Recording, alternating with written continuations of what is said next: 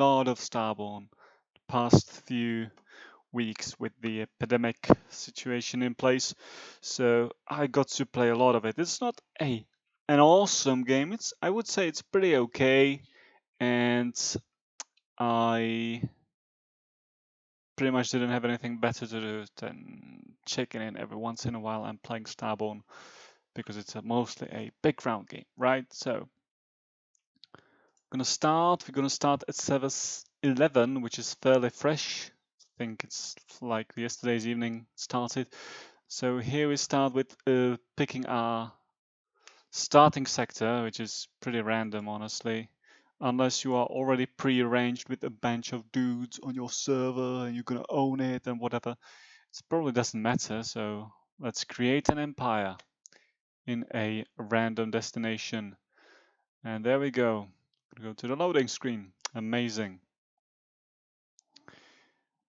And allow me to remind you that the game is still in beta, so half of the things doesn't work, and I wouldn't overcommit to it because it can just happen that one day you wake up and everything is gone either because of beta or because of other players. So there we go. Cox's HQ. That's me, and someone's already playing around here. Amazing, isn't it? The start is fairly slow, honestly.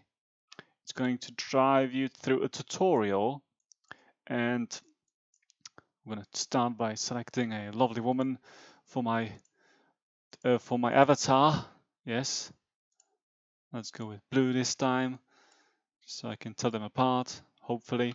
So first thing the tutorial is going to tell you is to create frig corvettes and something, but we're going to skip over that. We're going to create empty fleets or fleets, because that's a part of tutorial and it rewards you with ships for those fleets. So that's instantaneous fleets with ships, good stuff.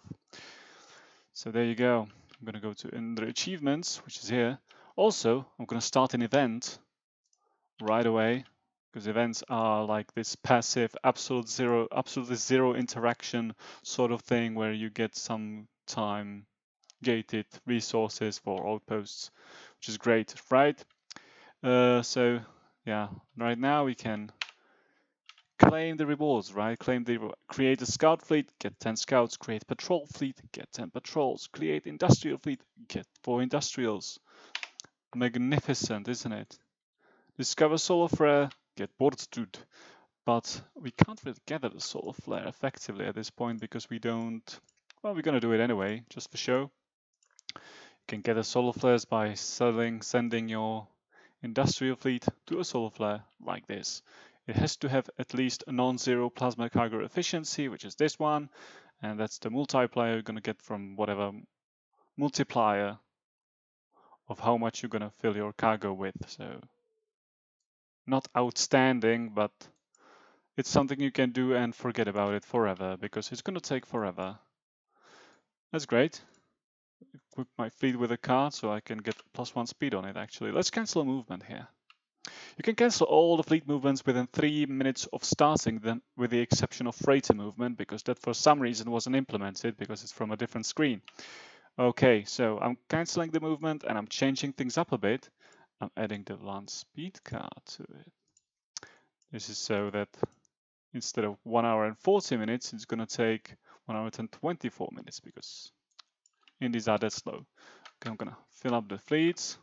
I'm doing it by using the mouse over information thing, which says, shift plus control, change fleet count, yada, yada, yada. Oh, and by the way, yes, you can see the black edges at the screen. Yeah, that's because they didn't really implement 2000 monitors yet. I'm sorry, but that's the way things are.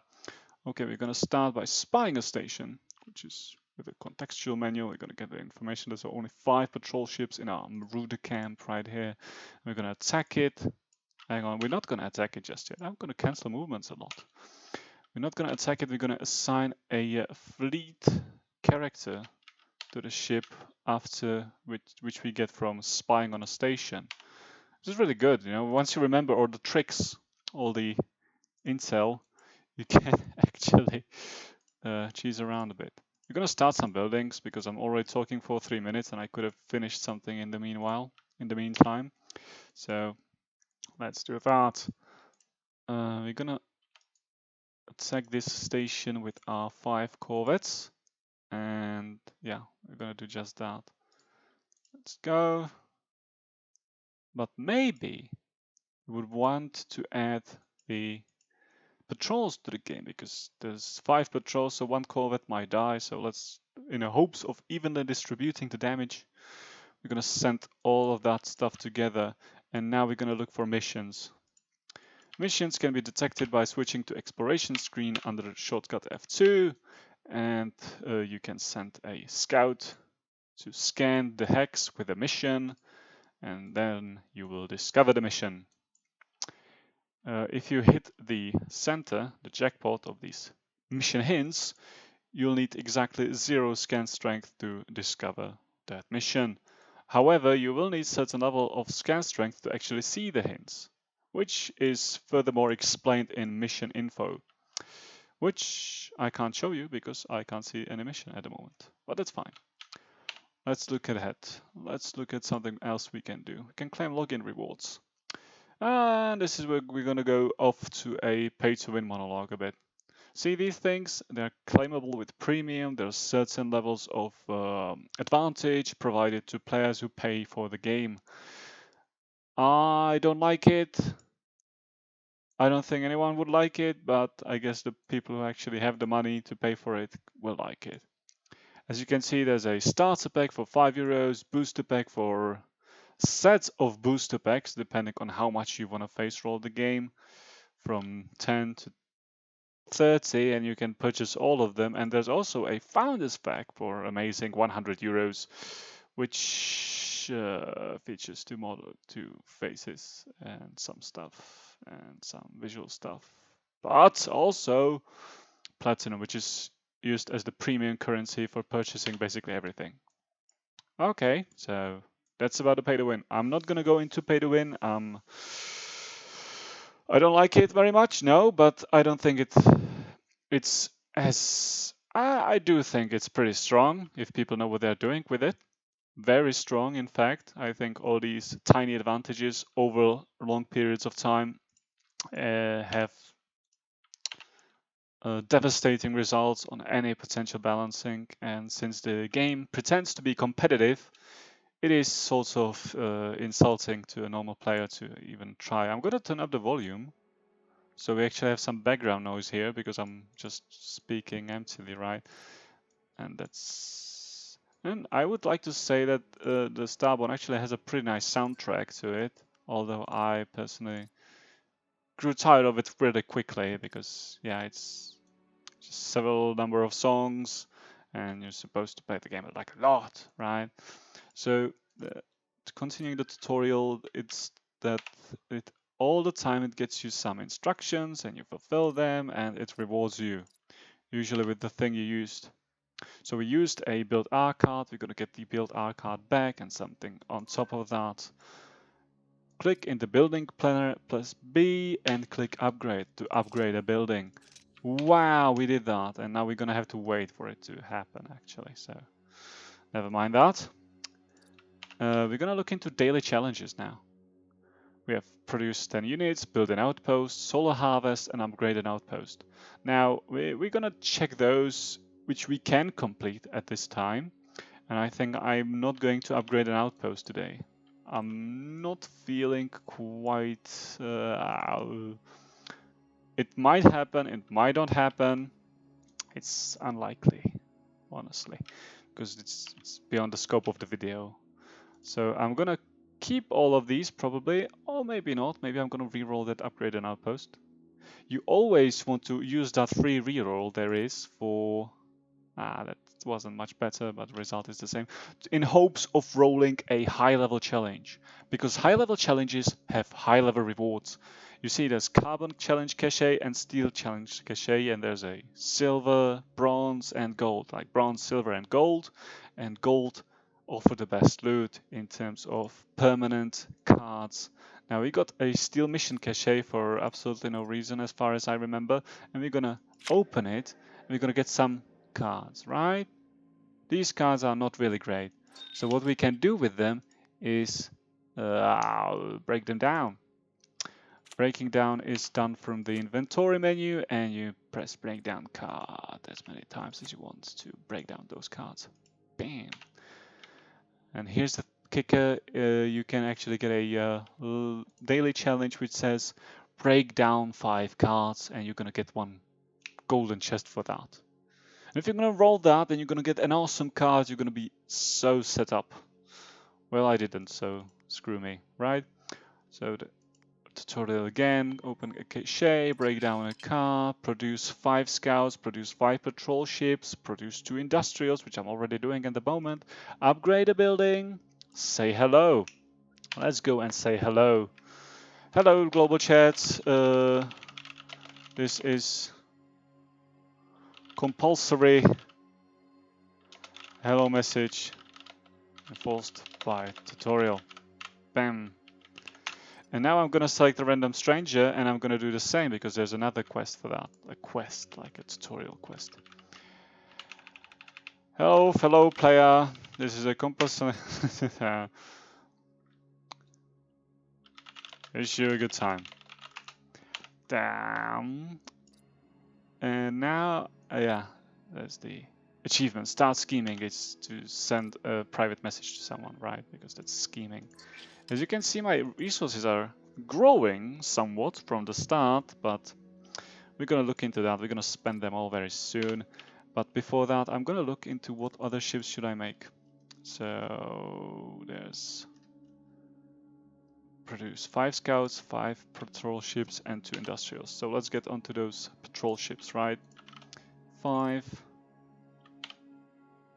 Yeah, add it to the queue. Excellent. And 5 scouts also added to the queue. Fantastic. So, what's next? Gonna get an achievement for building all refineries to level 1. We're then going to be upgrading everything to level 2, level 3, level 4, level 5, and whatnot all along. We're actually also gonna try and start specializing a tiny bit in the solar flare harvesting with the plasma chamber. Plasma chamber increases the speed of all fleets harvesting solar flares, so that's a big deal. If the fleet's basic speed is 3, plus 3 is 100% increase, and you want to get in on that, right? So let's get it like 3 levels, because that's early, that's cheap. Now you see that's going quite expensive, and it's going to get even more and more expensive with each level until level 10, where it's going to be maxed out. Now, so keep in mind there are 3 colors of buildings: blue, kinda purple, and green. Green is the military, blue is the so-called domain, and this color is industrial. This is important for color coding in case you want to build specific things which require a specific number of specialization buildings. So for instance, if I wanted to build an outpost, like a missile battery, I would need to check all these boxes, which requires 2 military buildings, so I would need 2 military buildings. So that's simply what that means. Okay, so new challenges available. Yeah, we already saw that. And now I'm supposed to upgrade a building. I'm actually already doing that, in the process of doing that. Now I have no cards yet, but I'm hoping to get some from the, you guessed it, from the daily challenges. It says I already have an achievement available here, 1 login reward, but I already claimed it, so it's going to be bugged like this forever. But it's in beta, right? So who cares? And as long as you don't pay for it, you don't get the right to be angry about it. So let's look at our starting position, shall we? We got a pretty okay starting position actually, because we got 2 planets, which is guaranteed, with 1 moon. Okay, that's elliptoids. Let's call them elliptoids. So 1 planet, 1 moon. And the benefit of having these apart like this is that I can place a mining colony in between them, which of course is still suboptimal, but it's something. Hey, it's something. Okay, let's look around for the potential places for our mining facility. So it's not going to be here.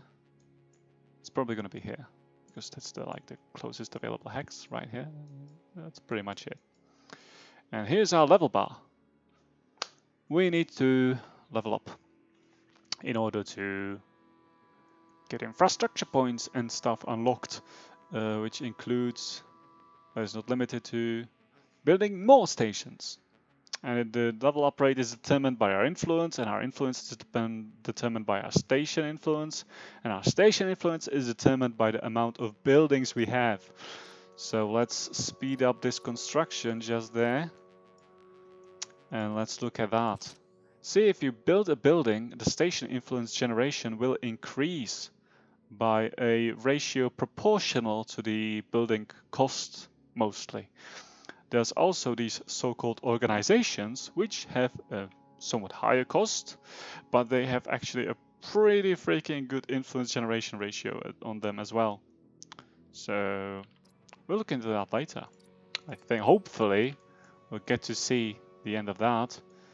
But as you can guess, I'm not going to be able to complete the daily challenges in a reasonable time because it's going to take forever, pretty much. So I completed another tutorial step. Now I need to change the name of my station. So let's name it. Oh, I don't know. Not really. It's just you can rename it to whatever you want. I should say something either obscene, provocative, or very witty, but I don't have anything. So let's just go with ba dum. Let's do it in caps, right? Ba dum. Great. So renaming a station now. Let's change the docking restriction in our logistics screen. Under stations, we're gonna change it to only my fleets. This is a good thing to remember when you're overcrowded by your so-called compatriots who just annoy you. Now we're gonna change fleet tactics to pincer for no absolute reason except that there's a tutorial reward for that.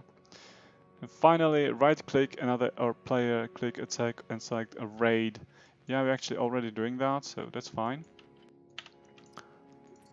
So we change the tactics, we change the docking permissions. For everything, we're gaining these cards to speed up the early part of the game as much as possible.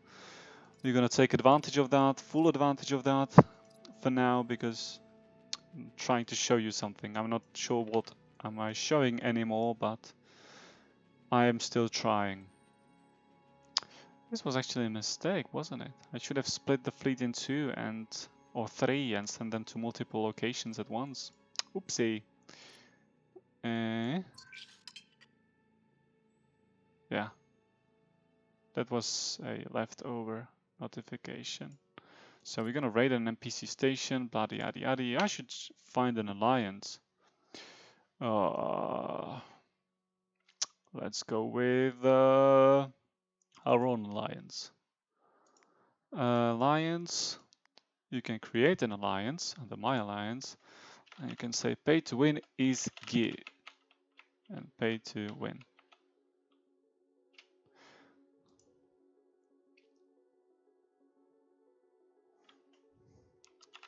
This is a statement alliance that states that pay to win is G.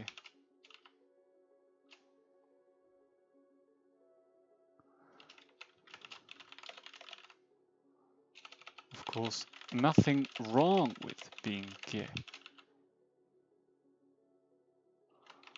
Well, do you ever ask yourselves, why are you gay? And there you go, alliance created, and I'm gonna get a reward for that. Hey, here's your cookie. I get a notification for alliance membership, and you're rolling. I'm gonna get banned for this probably, but hey, ooh, totally worth it, right? It's not like I'm gonna lose something. It's just a beta. So there's a support channel. Support channel is going to be your greatest friend because it's like full of people asking stupid questions and people willingly answering those stupid questions. So is there any way to destroy the AI camp? Yes, there is. You can bomb it, but you don't really want to. And when you finish the message, a random window is going to open because you left the chat. On enter, you leave the chat. There you go.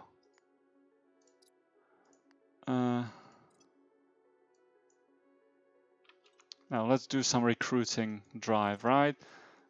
I'm spawned at the very edge of the map, which is really a bad place to be spawned at, because in order to grow, I need to go here. And other players are spawned right here, and they only need to go here. But I need to go from here to here. Which, doing the hex math, like this is, let's say this is neck 304, 414, and this is neck 320 and 480. I don't know, is that like 100 hexes? It's really freaking bad. So basically, if you see your starting position like this, you can probably just pay on the game. Yeah, pretty much. This is not great at all. This is pretty bad. And this is what we call balancing in a competitive game. I mean, it's not going to be that bad. Of course, it's not going to be that bad. But it's pretty freaking bad, honestly. I don't like it. I wouldn't recommend it. I mean, you can't do anything about it right now, but... well, you're screwed. Anyway, you can always move, right? You can always move.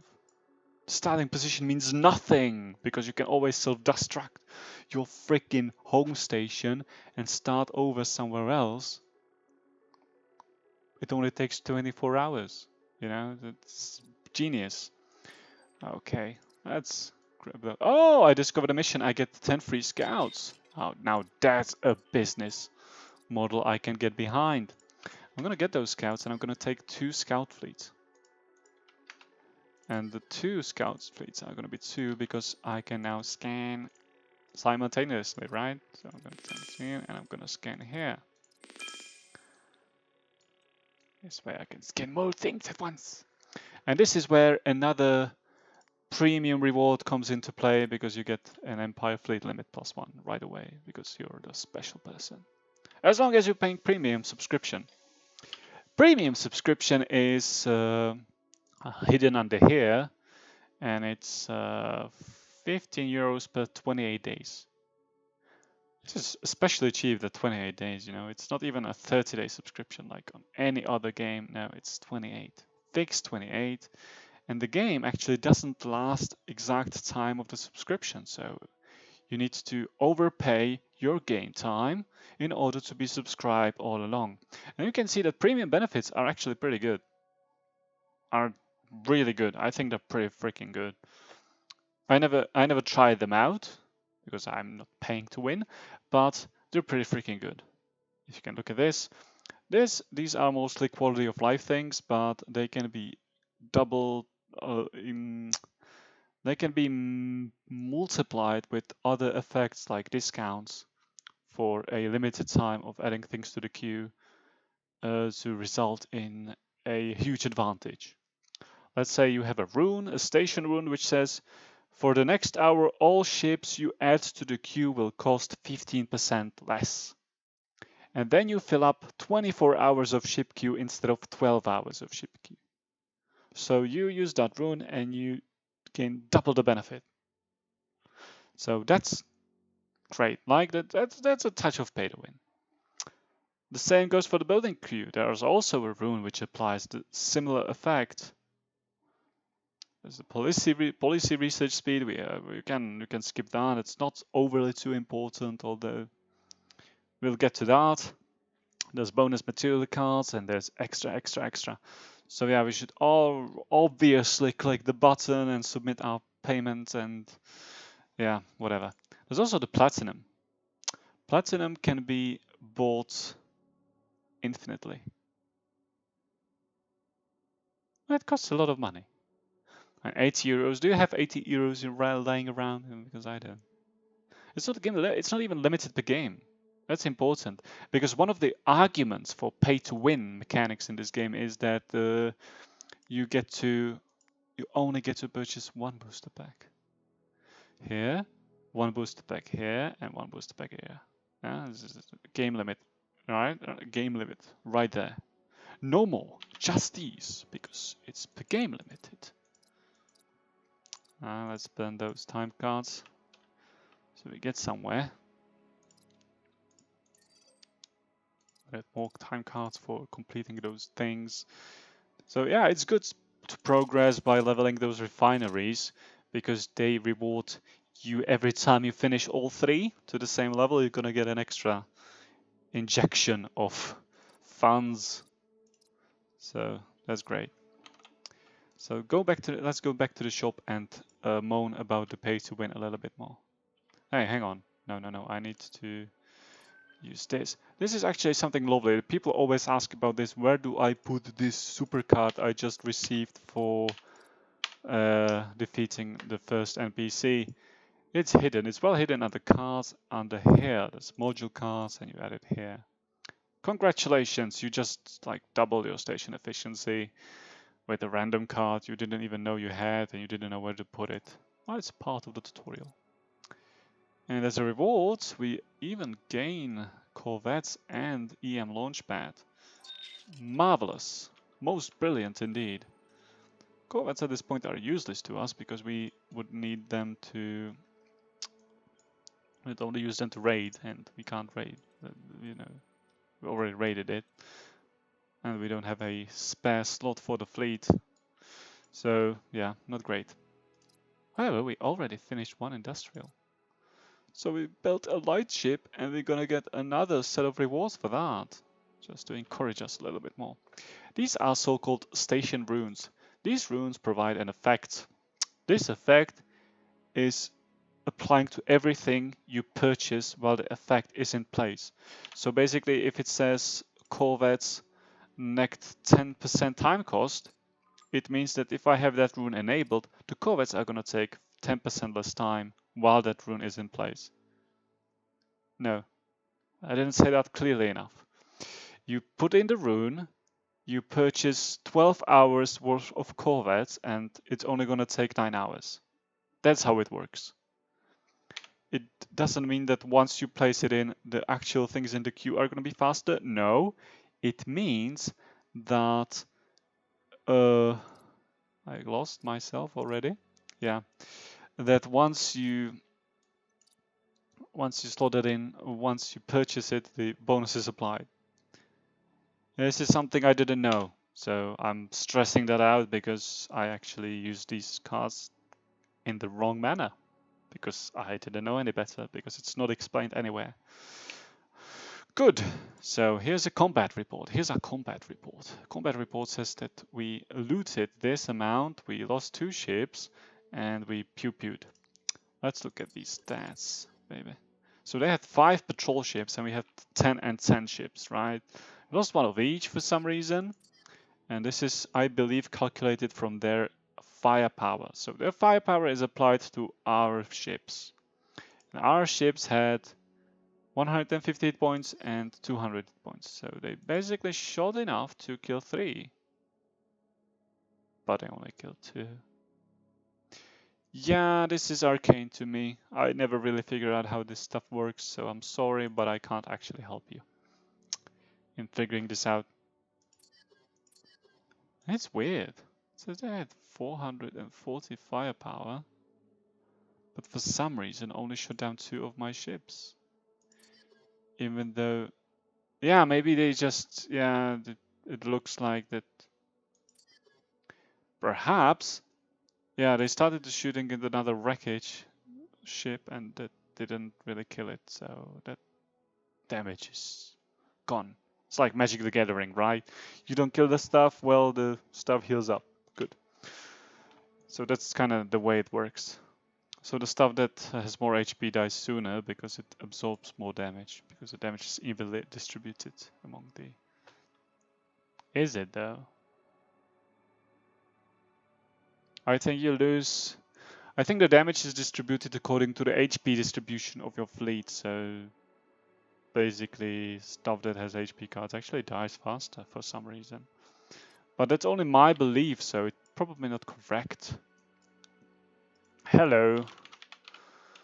Pay to win alliance is recruiting. Feel free to submit your applications.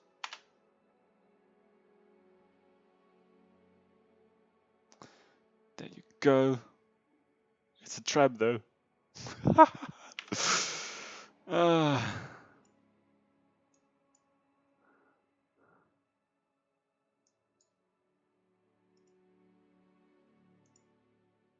Hopefully not going to get reported anytime soon, but it could be. It could be a lot sooner than you expect. Okay, so this is the point where you should probably go AFK, right? Because you have your queues going, you have about 15 minutes before anything relevant in this game happens, and you can sit back and listen to the relaxing soundtrack and breathe in and breathe out, relax. Think of what happened to you during the day and leave it go so you can fall asleep and come back in a couple hours later and find that you progressed, right? Look at that, we actually maxed out the queue. That's not too bad. Don't have any minute cards though, and I don't want to burn those long time cards. We also have our industrials to wave bye-bye to for another forever. And we're only doing this for the daily challenge. Oh man, no, there's no way I could have done this a little bit more effectively because oh, the music is getting louder now, isn't it? Let's tune it down a little bit. It's lovely, but let's just limit that noise. Okay. But there's no way for me to effectively use any extra industrials because there's just no space, because I'm not a premium player, so I don't get that extra slot. And there's the fleet cap. Empire fleets. Expand the claim of your stations to increase your Empire fleet cap. That's the deal. Okie dokie. Next up, crafting cards. Let's craft a card. Because our first station is going to be mostly about industry. We're going to craft a card which says industrial buildings are going to be cheaper. We should have crafted it a little sooner, but you know, me not being a genius and all that didn't help. Okay, so we can look for it like this. We push industrial in the search bar and we're going to find all the relevant cards, right? So industrial buildings, like 10% resource cost and a slight addition of our income. So we can craft this, or we can hold on to those credits and hope that we're gonna find something useful in the caches from daily challenges. Either this or that. And it could be even one of those rewards that's gonna be the card we actually want to craft. So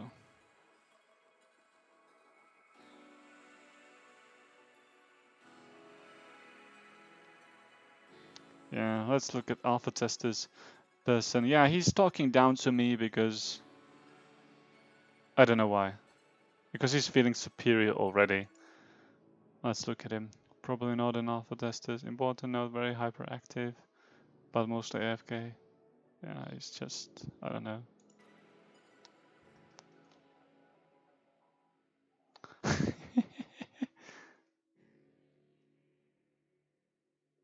Lovely. Yeah, so. Yes, you are new. It's like, you know, people already feeling the superiority. Because you use the words pay to win in this game and you're like, oh my god, he has to be a noob to not realize that this game is not pay to win at all.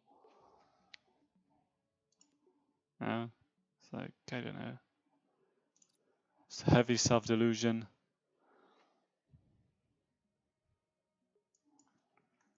I can't really tell. Okay, so what are we doing? We're doing absolutely nothing. We're sitting back and chilling. We should watch a video now because that's probably all we can do. We should watch an instructional video, preferably.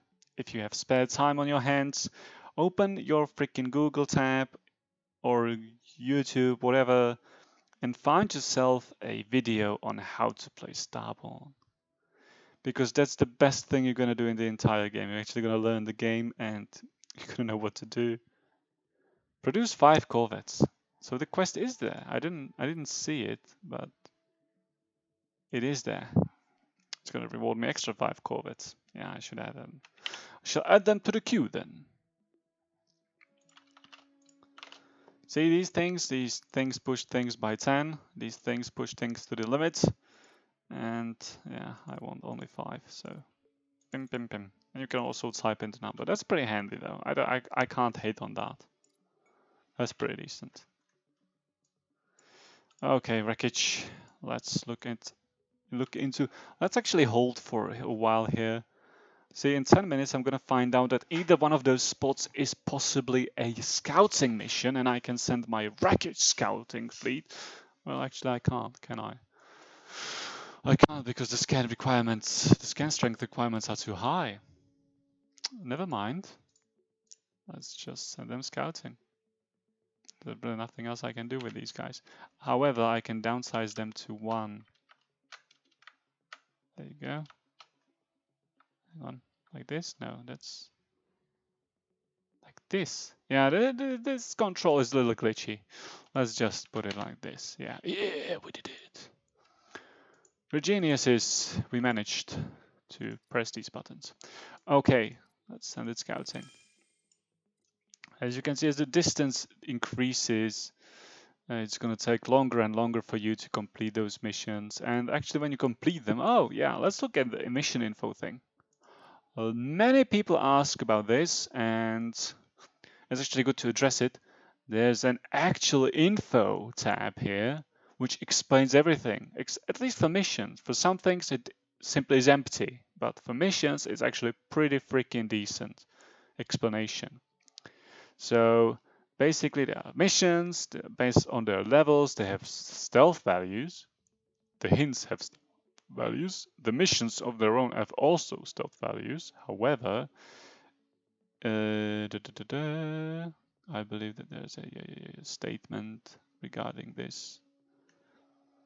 Tags has hints, the color becomes bright yellow. Missions are always in the middle of their hint radius. Discovering the exact location of a mission is a puzzle. And you can uncover this mission by landing a scan probe on the hex. The scan probe can be of any strength to reveal the mission regardless of the mission level. This is important because this basically renders any probe scan strength obsolete if you can actually, if you're a genius and know where the mission is. And this is this, right? These all are level 1 missions overlapping with each other. See, when I was a noob, I thought that the brighter the better. No, it's not that way. Definitely isn't that way. It's bad. So now, are you always looking for these? As you're scanning and the missions are going to progress and level up, there's going to be a different coloring on the background. This blue hint, which you can't even see right now, is going to become a lot bluer, annoyingly blue, in fact. It's going to burn your eyes out. And yeah, that's about it. Empire built a tier 1 industry building. Yeah, you're the man. You built it. I am the man. I built it. Yeah, I'm going to build a level 2 now very soon. I'm gonna be the man again, you know. Oh yeah, you're the man. So let's go. So nobody applied for the pay to win alliance. I just got some condescending remarks about how I can't possibly know the game because I think it's pay to win. Let's burn that card for no reason. Let's burn another couple of cards. There's actually a reward for burning enough cards like this, so let's assign that card. This is also important. Down here it says how much the timer will be after you use the card. So it's not like it's a projection. It's a preview. It's like one of the very few previews in the game you're gonna get. Else everything else you have to count for yourself. So this is good. This is actually very helpful. Let's spend a little more of our precious time cards. And time cards are in fact precious because you're not going to get that many. Over time, maybe some, but you're never going to get the shop level cards, you know. And let's see this. Let's look at the shop again so we can moan about it while we're waiting for something. Shop, shop, shop. There's the packs. Yeah, packs feature platinum. Platinums are great. Yeah, see, right there. If you by any chance had 30 euros lying on you, you could reduce by crafting them about 30 minutes and 240 minutes and, you know, very balanced. Anyway, all the cards are as follows. Daily, you're going to get 50 minutes of time reduction for free and one trader wanted for a 1-to-1 ratio at 1k. 3 actually, 3. I'm not going to do a falsified information, right? I got to read what's there. And that's not too bad. I did 3. Is it actually 3? Yeah, it probably is 3. So you can exchange 3k of resources for free per day, and you can get 50 minutes of time reduction per day. And you have to log in and to claim these rewards, obviously. But here's the stuff, you know, here's the stuff. When you're building a 24-hour building, this helps. This doesn't help so much, but it helps too, right? But these are the big guns. The big guns for paying users only, of course. It's not available to the plebs with free-to-play accounts. So that's us at the moment. So yep, that's the pain to win thingy again. I'm gonna bring it up all over and over and over. I'm spamming on forums too a little bit because I just don't like it in general. Now we're gonna spend another set of cards to burn a little bit. Pum pum pum. And pum pum pum pum pum. Yeah. So now we're gonna get a reward for upgrading all the refineries to level 4, is it? Level 4 already. That's pretty fast, isn't it? That's actually pretty good. And that's it. Yep, once again, we're at a dead point. Now we are supposed to socialize. So, any ideas? No, probably not. Not any useful ideas. So we can look at the tutorial again and figure out what we missed. Building ships, completing daily challenges, exchanging resources. We should exchange resources. And we should exchange resources using a broker too. And we should level up, totally. Yeah. The first level up actually rewards you with a research grant, which improves your policy research progress by 1 hour. Ooh, which is a big deal when it takes a day. It's like 5% improvement. And once we complete all the achievements, we are gonna get a construction queue and ship queue extension cards, module cards, mind you. So remember where to place those. And a badge, a rookie badge, and a couple of credits too. That's not too bad. Let's look also at the shop purchases, which actually are not pay to win only. There are 2, resource compartment and construction plans. I would recommend getting construction plans, definitely. And resource compartment can be a really good quality of life tool as well. But you should play hardcore enough to get around without it, if possible. But of course, if you're not going to play 24/7, it is very, very, very likely that you're might overcap your station at one point, and those 12k resources are not going to do shit for you. Honestly, it's not big of a deal. But the 5-timer cost, damn man, that's the stuff.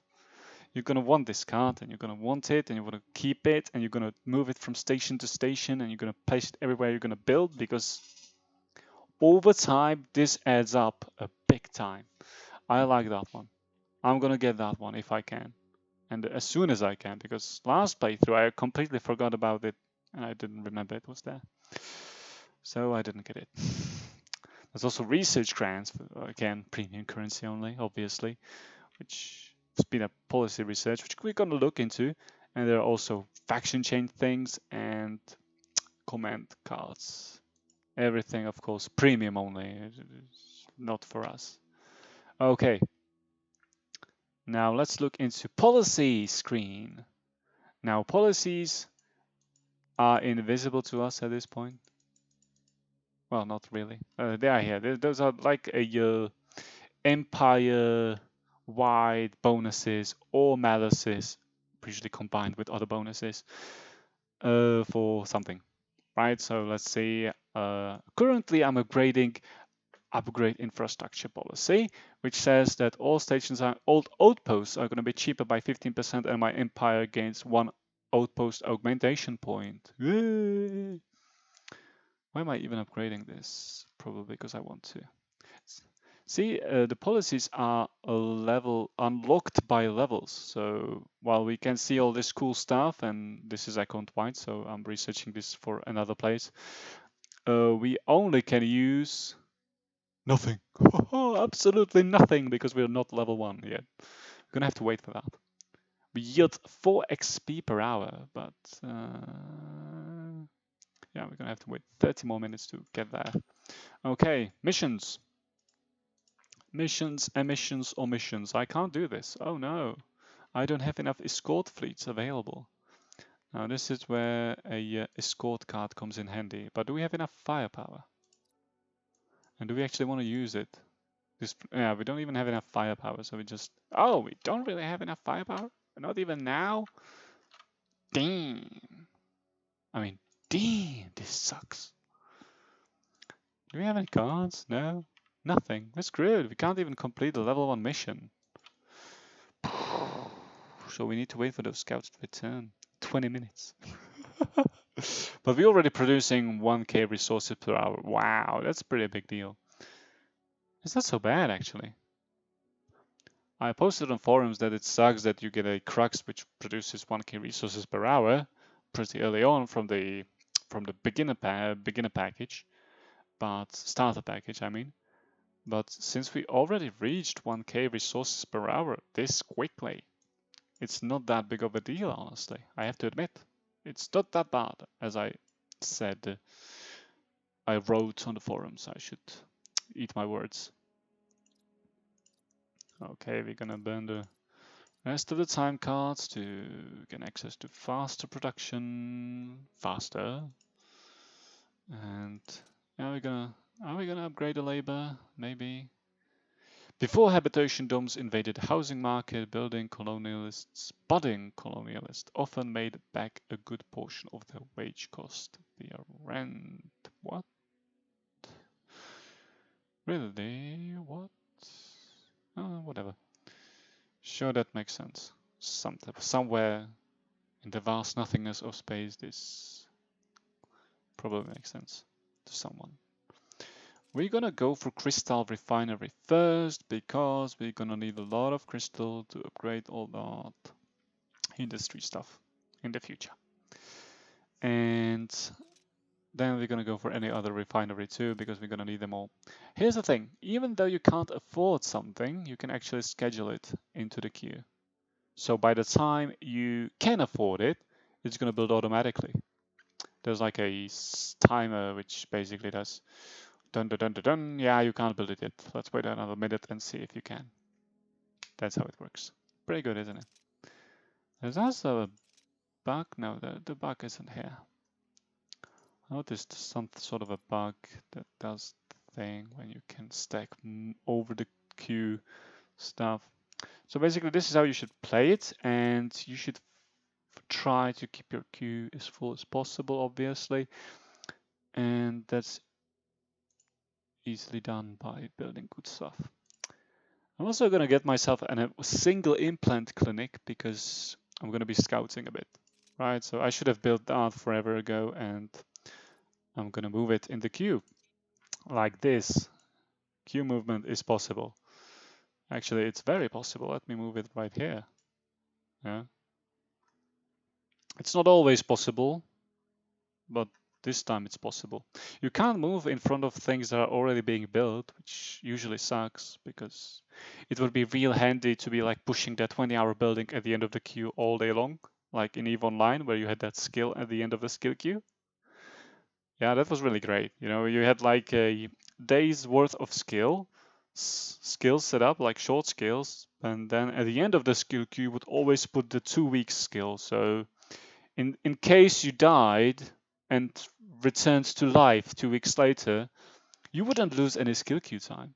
This doesn't work here though, because that would be too easy on the non-paying customers, which technically are not customers then, right? So let's not cater to them, obviously. Okay. So where were we? Yeah, we were trying to do a mission, but we can't do a mission because we don't have enough firepower, because we're too poor. Not even with 1 extra patrol fleet, no, patrol unit. Nope. Unfortunately not. That is very unfortunate indeed. Let me clear that notification. I already joined my own alliance. I already know that. Okie dokie. So here are the missions. Missions are incredibly interactive and fantastic piece of content in this game, right? Yeah, with a hint of sarcasm. So basically you select a mission, you select the fleet, and if you get the requirements done, you can send the fleet to do the mission. Wow, is that really so? Yes, it's that simple, indeed.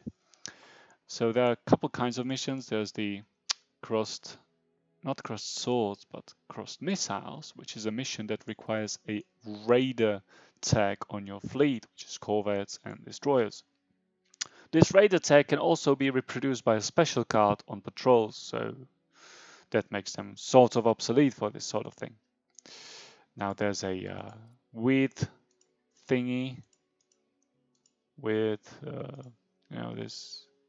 this arcade icon, which I don't really know what it means, but it needs an assault fleet. And finally, there's one more, a shield icon, which also needs an assault fleet. So basically, there's 0 difference in this and the other one that isn't here. And also, there's a blue mission, which basically needs scan strength. And scan strength is specific to scout ships and fleets only, and recon. But recons are heavy scouts, so keep up.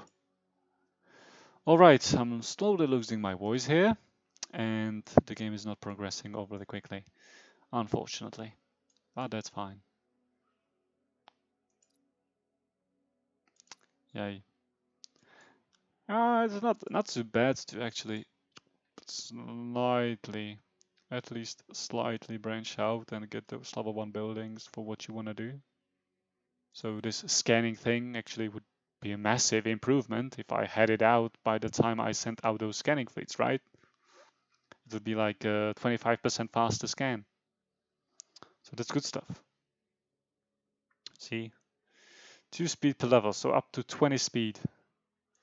So when you're scanning, this actually is good. When you stop scanning because you build a scanner, well, it becomes absolutely irrelevant.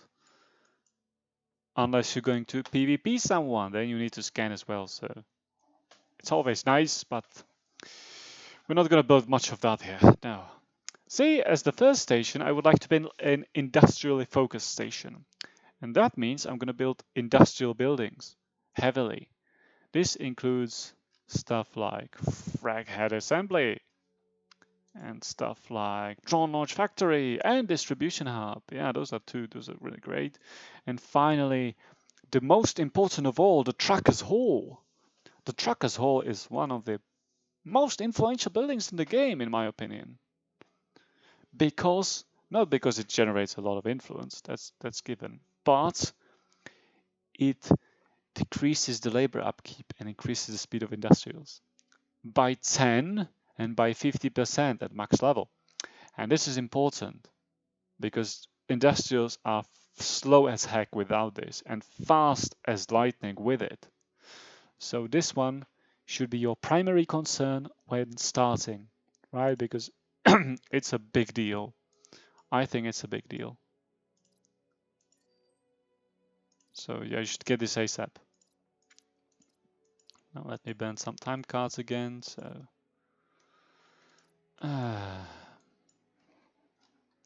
this progresses slightly faster and I level slightly faster because, as you can see, I already doubled my XP yield per hour by now. And there's like a it's like super tiny numbers calculation going down, which determines how soon am I going to level.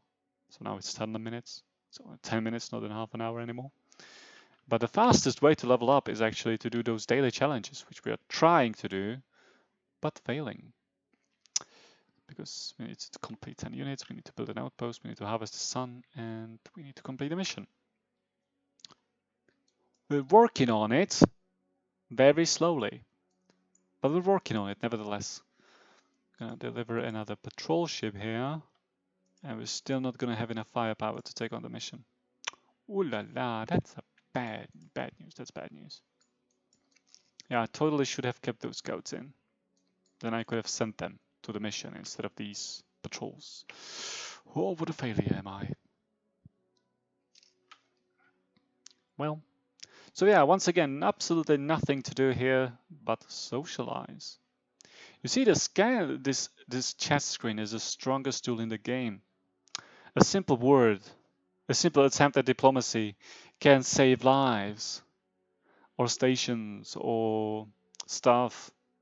You know, being nice to people and not being a hater and getting actual sort of friendship going with people will help, will go a long way in this game, because otherwise the people can just kill you for absolutely no reason whatsoever. In fact, I got completely bombed out of existence on one server today. Okay, not completely, just got one really decent station reduced to ashes, because apparently the Alliance leader thought I was cocky. Because he asked me if I wanted to join his alliance, because my alliance was dying, because people are really reliable, as always. And I said, sure, or what's your primary objective? What's your focus? And he says something like absolute utter irrelevant nonsense, spans shit on me. And I asked something like, yeah, your alliance is dying, we know. Well, people are joining us and whatever. Yeah, and I'm going and I'm saying, sure, but once again I ask, what is your game plan? What is your alliance's focus? Because they're victories, right? Oh yeah, they're victories. Remember victories? Yeah, here they are. There's a territorial victory, Dyson victory, and strategic victory. So there's something to strive for, right? Alright, 3% into the game. Wow, we only been here for a couple of 1 hour? Not even an hour, and we already made it through 3% of the game. Fascinating, isn't it? Anyway, it's going to take 70 days, which again, I remind you, it doesn't match the subscription times for some reason. And yeah, the things are explained here, right? Victory points are earned by capturing mysterious mechanism hexes, enigmatic mechanism hexes, blah, blah, blah, blah, blah. So basically you hold a specific hex and you get points for it. Excellent. Dyson spheres are a little bit more complicated, that you need to control 4 out of 7 specific hexes related to a specific Dyson sphere. And then you can spend stuff on Dyson sphere somehow, and that level of it basically determines how good you were and if you're going to win. And finally, there's the simple one, the territorial victory, which basically just accumulates all your hexes as a score. Okay, let's look at a Dyson sphere. Dyson sphere, yeah, let's grab this and let's look at a Dyson sphere. Dyson spheres are really far from me, but they're here. This is a Dyson sphere. Looks pretty neat, doesn't it? Oh, it has lightning and stuff. So yeah, if you move in here and you capture all the grand terrestrial planets, which look like this, and are held by NPCs with ridiculously high claim strength. Yeah, if you get 4 of those, you can start spending your money on this Dyson sphere, and other people can bomb it for you. So they're gonna reduce your progress. There you go, mate. You did it. We exchanged messages. Now we're good. Send a single scout to scan the sun. You problem 24. Blah blah blah blah blah blah blah blah blah. Yeah. Explanations. You see, This is your capital station. As a capital station, it gains certain bonuses. It gains a scanning range bonus, for instance. So in this range, which is about 10 hexes, I believe, you're gonna get to see all the suns lighting up. Outside this range, you ain't gonna see shit. So to see if the sun lights up or not, it is recommended to send a scout here and scan that freaking sun. You see, scanning leaves behind a probe, which is invisible because it's hidden under the mission thing, because it's only here because of the mission. And the probe lasts for 24 hours at the minimum, but can actually be quite a lot increased, as it's stated by Mr. Varmel here, without a timestamp and with a timestamp. Amazing, isn't it? This inconsistency. Very cool. All right. Upgraded living quarters. Yay me. Yeah, and I ran out of time cards, so I'm gonna be stuck with this for a while. I can pay for order. You can always decide to pay for an order. That's not a bad idea, although it consumes your current resources for future building. So it's like, you know, if there was a hyperinflation, it wouldn't be wise. It would be wise, but if there was, hang on. Yeah, if there was hyperinflation of resources, it would be wise, right? Because it costs me the same. But there's no inflation. Don't worry about real life mechanics in space. Unless you're playing endless space, then you're kind of screwed because here they are. Okie dokie. What's next? We're still building those 5 corvettes there at the end of the queue. You can actually move these around too. That's pretty neat. But try to avoid canceling construction. Because once you cancel the construction, well, you can do it, but let's not do it. Because you only get 50% of the value back. 50, not 100%, but 50. So a really great way to really quickly burn your freaking resources is canceling construction, and that's really bad. Try to avoid that, because I did that. When I was a noob, I did that. I didn't know any better because how the hell should I know? You know, it doesn't say so anywhere, so I didn't. Okay, let's look into the views because we have nothing better to do, right? There's a standard view. This is good for looking at general things. You can check out things and see their ranges and whatnot. Like this station, for instance, has a range of this hex, obviously. But once you get outposts, you will see the outpost ranges and whatnot. Cool. Scanning range, scanning overview, F2. Exploration shows stuff, shows the mission hints and the missions. Normal also shows missions, just without the mission hints. And F3 is resources. Resources are really cool because it views the resources. And you're gonna, half of the game is what you're gonna be doing is looking for good new spots, right? So let's look here and let's say, this place has many resources. I like this. I'm gonna build a station here. Maybe. And then get fucked because a pay-to-win player is gonna be here first, obviously, because it's a good spot. If you see a good spot, it's unlikely you're gonna be able to grab it because the people with the advantage are gonna grab it first. But that's fine, you know. If you check enough spots, you're gonna find one that's actually gonna be unattended. For a first station, I would recommend a so-called double mining facility station, which means you're gonna build a special building which is called the workshed. Workshed, that's here, unique building. Workshed, which enables you to build 2 tier 1 outposts. And that way you can build two mining facilities, which then you can improve with station cards over here to mine a lot, and that way you're going to generate a lot of resources, and that's what you need at the with your second station, most likely. Also, with the starting station, I would probably try to avoid the labor hexes, although they're good. They're going to be really good later in the starting with your third station and on. But with your second station's not so big of a deal. So yeah, second station should be lots of asteroids with cool stuff. Not necessarily planets, because mining facilities do not mine planets. And hopefully somewhere near the sun, so you can like hope to get a flare. There's a green stuff and there's blue stuff. As you can see, there's no in-game information on what that means, but I believe one of those is resource heavy and the other is ice heavy.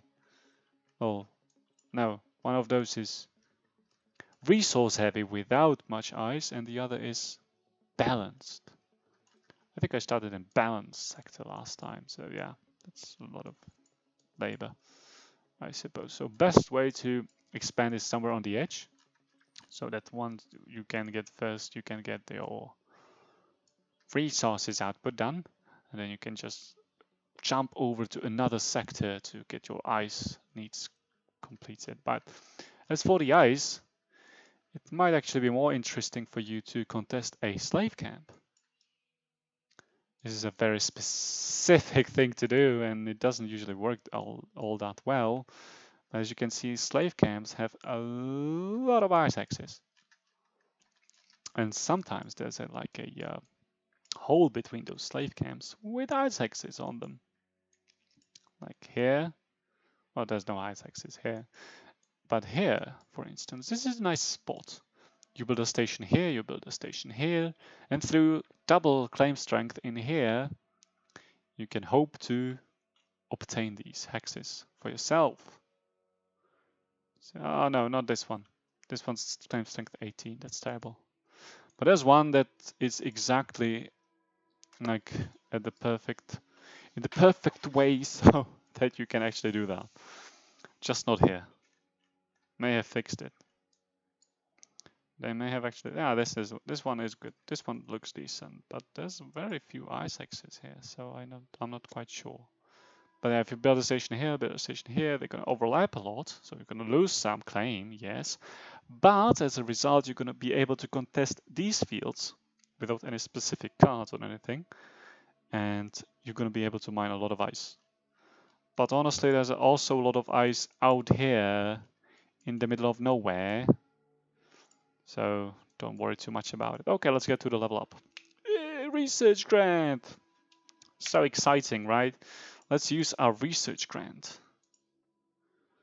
Upgrading policies, speed up the research, press this. 1 hour less! Amazing, isn't it? Yeah, it's something, but I wouldn't say it's amazing. Okay, our faction choice is something we should talk about a lot too. And I'm going to talk about it as much as I'm selecting Terran Combine over every other faction. Because it's just so good. I like it. I like it too much to go with anything else. Sorry.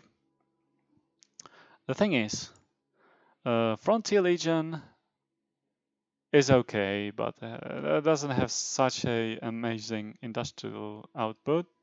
And the patrol ship is something that's very early game, and you don't get to. It becomes irrelevant really fast.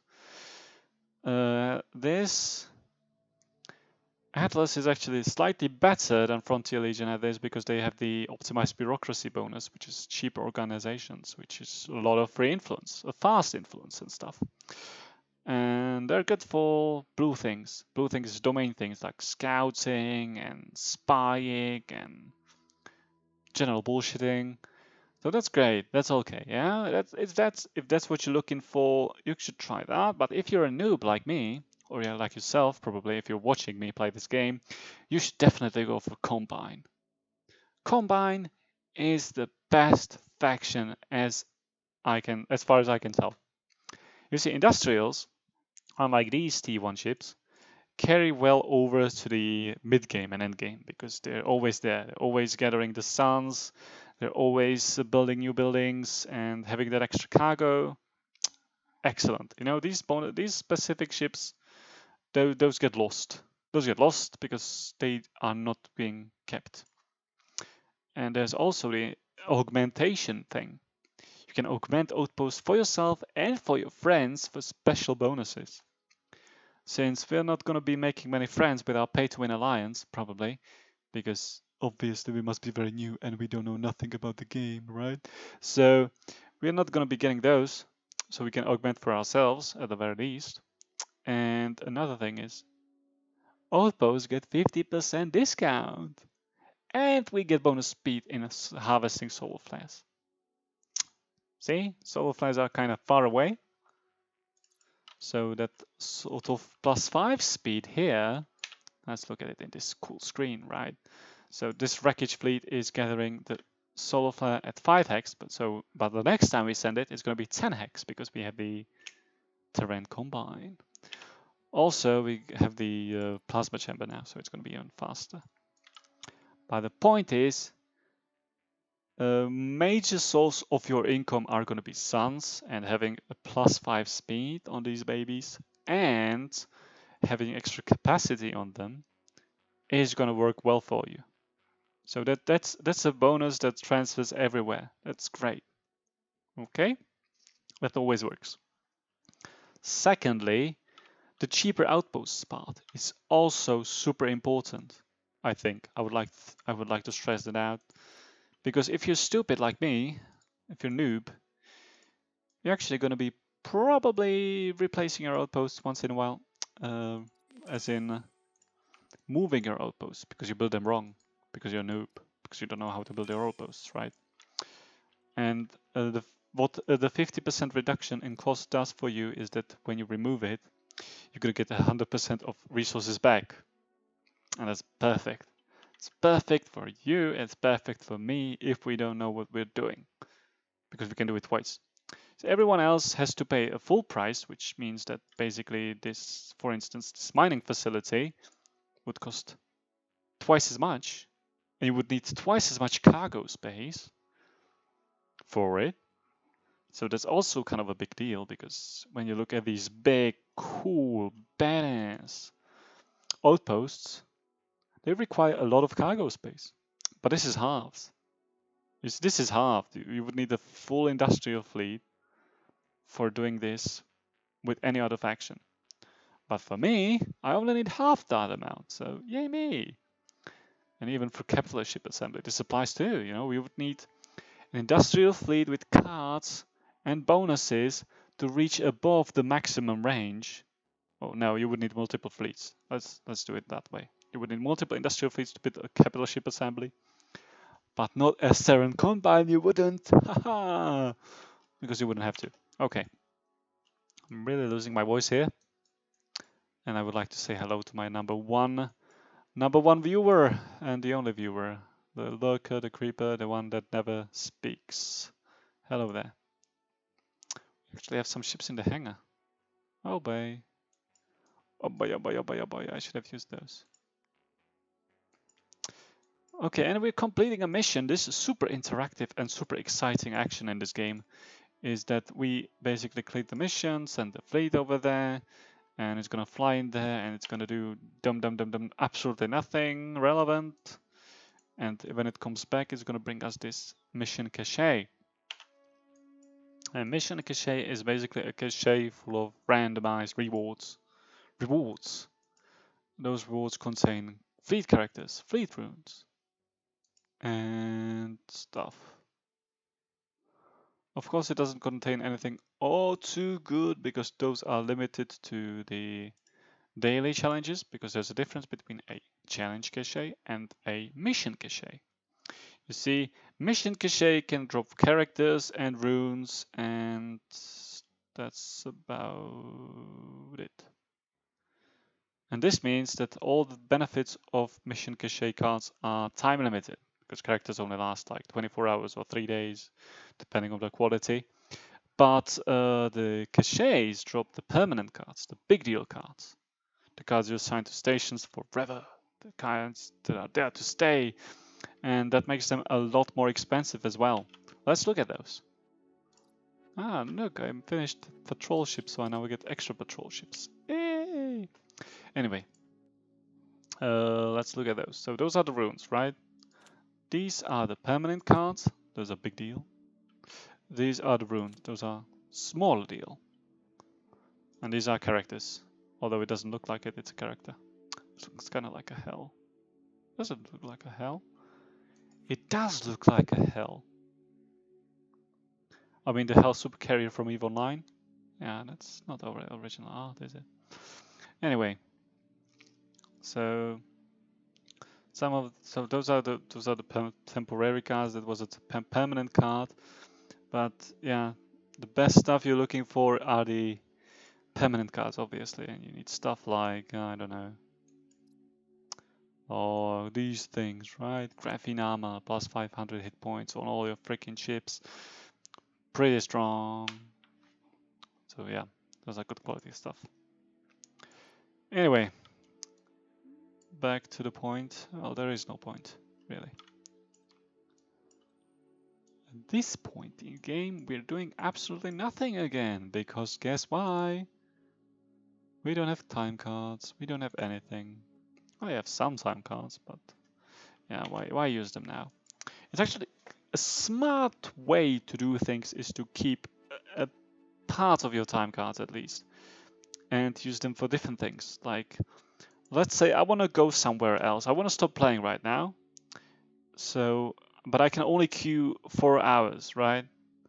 So I can use the time cards to cut the time of the last construction of the total sum of constructions to like 3 hours and 59 minutes, and then queue up something long, like 2 extra hours.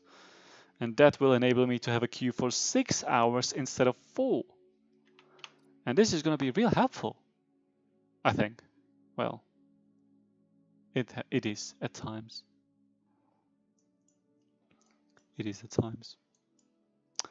Yeah, I'm gonna win the space race. Long live space race. Yes, I'm gonna bring back about 40 units of gas. Utterly worth it, isn't it? Yeah, I should have just sent one industrial and keep the rest. It's a bad move. I shouldn't have done that. But yeah, I also should have done this and went for a coffee or something, you know, because it takes 3 hours to do. No hurry. Okay, so that's probably all. You know, we're set up, we're doing things, we are here, and once the industrials are back, we're going to be sending them regularly to raid that pirate encampment because it has resources in it. Ooh, it has resources in it. It has no ships, but it has resources in it. We can also say that at, let's see. We can check when we raided it, right? We can check when we say 1447. So we know that at 1447 tomorrow it's going to respawn.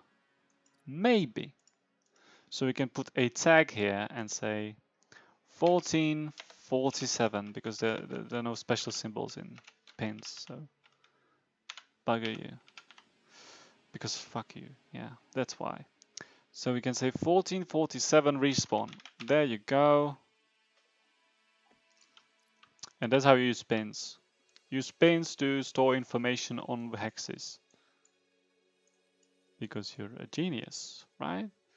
So when I played my first time, I used to look around those AFK people who basically saw this game is pay to win and left. And I would raid their pirate lairs too, because it would be overnight. When I would wake up and get back, it would be done, right? So no time lost. And they would be staking resources too, just like mine. So I would spy this, and I would make a point which said, let's just make it right now, right? Make pin AFK 0. Let's make AFK 0 so that I know that the player had a 0 influence at the point where I last checked. He's, according to the protection timer, he's not much older than me as a player. He's about 1 minute after me, started 1 minute after me and then just left, did nothing.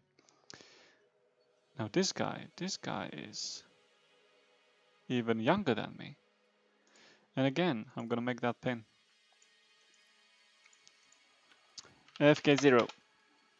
This means that when I look back at these people and I see that their influence is still at 0, I still know they're not there. This is also very good for detecting people who are AFK in terms of raiding them later in the game outside the starting zone. Because you can just make a note stating their current influence levels, as long as they're like below 1000 usually. And you can establish if those players are playing or not. And then you can repeatedly raid them empty because you know they're not going to be reinforcing their fleets because they're AFK. So this is good. This is my go-to strategy on being the master looter of the server. Yeah, I'm still like top 10 of looting on server 4. I'm that good at that.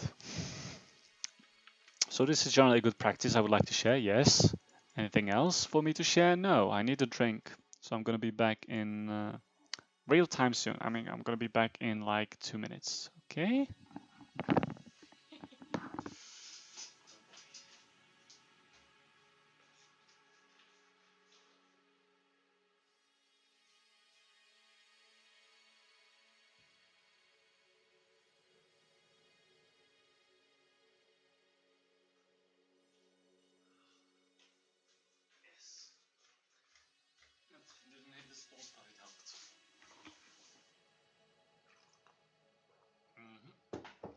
Great, back to it then. Hello again, it is me again. Who did you expect, right? How do you get a steel slab? Yeah, you need to complete an event. Go to A. Press events. Start the first event. Event. I can't even type, but hey. Being helpful is always good, right? Because people might actually remember who you are.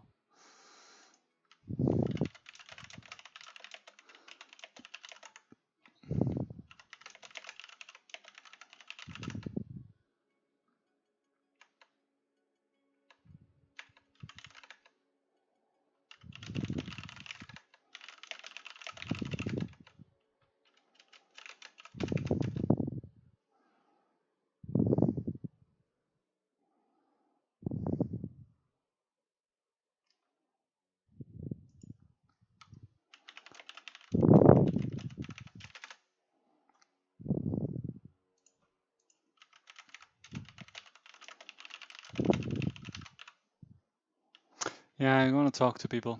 That's always nice. People always usually carry useful hints with them, you know? It's not like, even though everyone is out to kill you, they can actually tell you how to do things better. It's like, yeah, at the moment I'm gonna raid you and I'm gonna take all your stuff in about 10 minutes, but if you want me not to, you can like spend that stuff before I get there, you know? Haha. Haha. Big brain time. So yeah. Recruitment. Ah yeah, this is bad. Channel ordering is somewhat random. I don't really know how that works. So let me get a recruiting message going.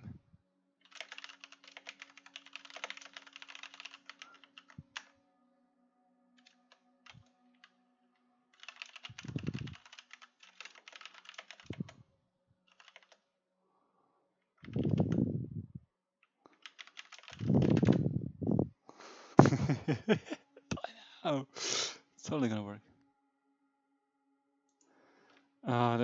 If it is within 3 minutes of starting said movement, you can cancel it by clicking the big cancel movement button. Of course, if it's past that, you can't.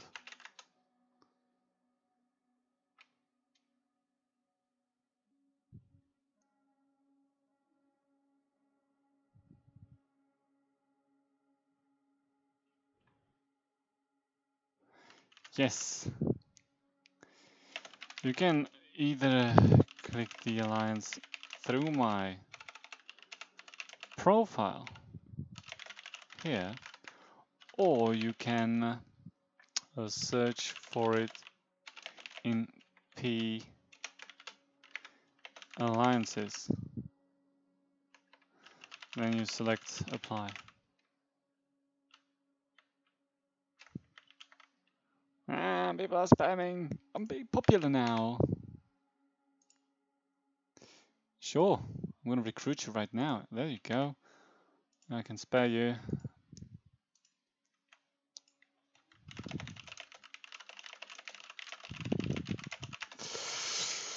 There, we're building up, man. We're building up. We're gonna have a strong alliance. Sure, you are invited. You only have to accept that invitation.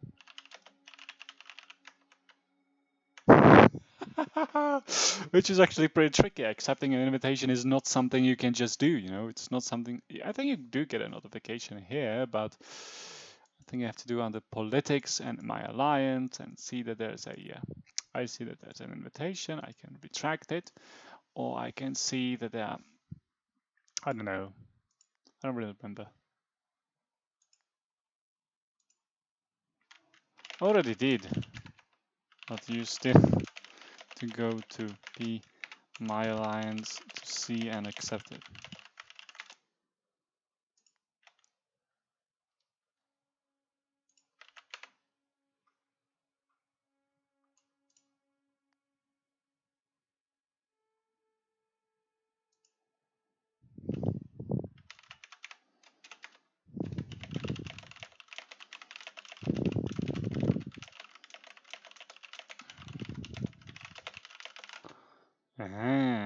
Gotta make it look like it's time limited, right? And then miss out. A lot of help, but usually with these type of games it become helpful. That's great. No worries. Nobody really cares. You can always ask in support channel for help with anything. Look at that! Jack Dragon has joined the alliance. We already have a member. Yes! Pay to win is gay, is growing. Gay. Who are you? Why are you gay? You are gay. Welcome, welcome, welcome. Make yourself at home. Now, there's going to be a little issue with the fact that we're probably extremely spread out. And that's where the F4 button comes in, the politics button. See, it will help us to find our members. Maybe. It colors the things, players and whatnot, the hexes by a relationship of the alliances. So members are, for instance, green. I mean blue, right? Blue. I think blue. But it seems that by using this trick, I probably won't be able to find them. Which is a shame. Ah, hey, there he is. Hey, look at that. Look at that guy. Ah, he's blue because he's in the alliance. That's how it works. Or is he? Yes, he is. And there's a pigeon attacking my window. Okay, that's cool. Knock yourself out. Like literally, knock yourself out, pigeon. Ah, there he goes. Start by building buildings. And check out, actually, go and check out my stream at twitch.com to see the opening routine.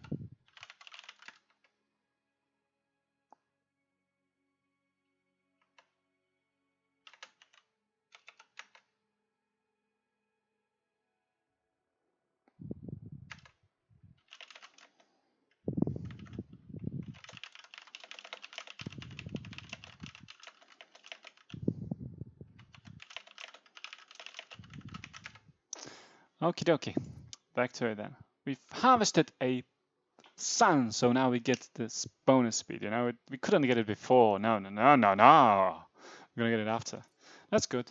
That's still cool, you know. It's not like we need it for another hour and a half. And we completed the challenge, which means we're gonna get a reward and 1 unit of XP. Hey, it's amazing, right? Anyway, We're gonna get more achievements for completing a daily challenge, yada yada yada yada yada yada. And we're gonna open that chest in our inventory menu. There we go. Cabron challenge cache. Oh, brilliant. I touched the carbon, I know. And there's a chance for a blue. I think the blue is actually guaranteed. And we already have EML Launchpad, if you remember, so we don't need that. And we're not going to really have any use for graviton torpedoes for another week, so we don't need that either. And when we don't need cards, well, we can keep them for the time when we do need them, or we can break them down. Break it down. Boom, boom, boom, break it down. And as a part of the tutorial, we're going to use a bonus salvage option. Oh boy, yeah, sure. Because it's actually a part of the tutorial and it's going to reward us those command cards back, so it's all good. It's all good. We can also salvage that EM Launchpad. We're not going to need a second one for all eternity. And now we're going to get use enhanced breakdown reward, which refunds the command cards. And if you actually wanted one extra command card, you would have to break down something that only requires one, right? So that's something to think about, but you can actually make use of the whereabouts are you from? Okay, that doesn't make any sense. It's where are you from, but whatever. See, there's an overlapping screen of sorts that makes a mess of things. You have to close it down. I'm from Czech Republic. I'm from Czech Republic. Hello. I'm gonna bring out my Slovenian accent. I mean, what is it? Slav accent, right? Oh yeah, hello. Welcome to my stream. When R is strong in Russia. Because everything belongs to Russia when it's east of Berlin. Like Poland. Maybe we miss out on limited spots there are. Yep. The stronger the alliance gets, the better we look, right? Not really. It doesn't really matter. Alliances are close to completely irrelevant in this part of the game. I wouldn't go crazy about it. We already have 300 credits. 3! And for those credits, we can go and purchase that thing we were talking about earlier on the cards and modules. The construction plans. Hey, hello there. We're just gonna put them in here, and all the buildings are now gonna have 5% construction time reduction on them. This is good, because this means we're gonna build them faster! Because it's all about speed in space, because it's a space race. It's gonna be a big deal. Hey, we still have the Willet, yeah. Now this little Willy here, yeah, with his little Willy, he's producing extra resources for us, but most importantly, he's reducing the cost of buildings by 10%. However, station cannot exceed level 1, so it's kind of like, he's good, but he's bad. Another Cabron challenge cache. Oh wow, Cabrons are really at it today. Cabron. Gas silo, yes! And double remote hacking. It's actually a really useless card. But gas silo, that's the stuff, man. That's the stuff of legends. Plug that right in, so we get 100 extra gas. Just like that. Bam! 100 extra gas for you. Yeah, and we still have that stupid overlaying menu from the inventory. Because cancer... Because the game design team is asleep, I guess. I don't really know. We're gonna just get rid of these remote hacking cards at the moment because we really not gonna be using them at all. I'm actually not overly psyched about hacking at all. I mean, oh nice, yeah, it is nice. Hey, ooh, it is very nice. Actually, I'm gonna make you guys recruiters, right? I'm gonna go into the alliance and I'm gonna edit roles. Look at that. Members can recruit members. There you go. Edit role. Ah, there you go. Recruit members. Yeah, baby. And members could also place member tags, maybe. I mean, member pins. What is that? Manage map pins. Oh, there you go. Let's give them that too. Cool dogs. Can I rename those? Yes.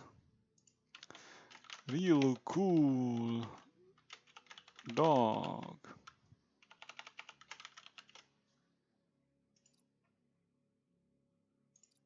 Is that L or is that an I? Rename role. There we go. Real cool dog. Ah, that's much better. Oh, good God. The cake maker. Yeah, the cake maker is gonna be me. Can I rename that? Never mind. Can't rename that, can I? Can't rename a leader role. That's a shame. I guess I should demote myself to something else. It's the pay to win is gay. There's of course nothing wrong. There's of course nothing wrong with being gay. But do ask yourself, why are you gay? Recruit more friends to the party.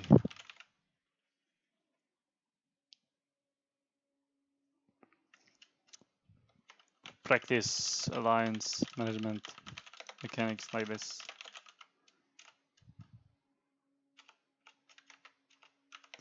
And make new friendships that last forever. Brilliant. I'm a genius. No, not really. Okie dokie. Support. New questions and support. If you don't see a cancel on your line, then 3 minutes. Cancel it on the right side of the moon that it is available. C. So yeah. So yeah, he's gonna just rephrase what I said so it's simpler. But yeah, I should have probably dumped it down a little bit. Dumb it down for dumb people like me. Can't hate dumb people. I'm one of them. Anyway, since I'm gonna be turning this off soon because there's absolutely nothing left to do for me, unfortunately. I guess I should queue up as much stuff as I can, right? Hang on, did I fulfill all those daily challenges? No? Oh, we need to build an outpost. Okay, let's build an outpost. Can we build an outpost? Let's see if we can build an outpost. 4 industrials have the capacity, the carry capacity of 600? Yeah, that's not enough. We need 1,500, so we're gonna need a few more industrials today if we want to finish that challenge. Fortunately, we're Terran Combine, so we actually can finish that challenge today. You know, if we weren't, we would be kind of screwed. So that's why you should go Terran Combine every time. From the entire universe. I'm from tired universe. Myself, my throat is dying. I need to drink. See, cargo 480. So we're gonna need at least 4 more and some upgrades, but we're gonna get like 5 more because we don't have any upgrades. Excelsior. So what's left to do? Build those 5 scouts, complete a level 1 event, produce 5 corvettes, we're almost there. Craft a card. Hey, yeah, that's a challenge. That's a challenge I would like to avoid, but I'm not gonna avoid it. Let's go. Craft a card. Hello, where are you? There you are, we were looking at you before, right? The industrial card, industrial. Buildings with discount. Bam! There you go. We can grab that card now. Hey, we completed a 3 sets of achievements. Wow, one set of 3 achievements. That's the way to spell it. Right. And we're gonna put it here because that's the only slot it fits. And these slots are not really labeled somehow, but they are labeled in the card. So it's like you don't know what this slot represents, but you know you can't use any other. So rather than searching by slots, it's always smarter to search by keywords, like industrial buildings. Hello. Also produce a tiny bit more crystal now because of the building. Yay! Marvelous. Most marvelous indeed. Oh, look, I produced 5 corvettes and I produced 10 units. Oh boy, yeah, baby. I give you guys recruitment rights. We can build this alliance up real quick.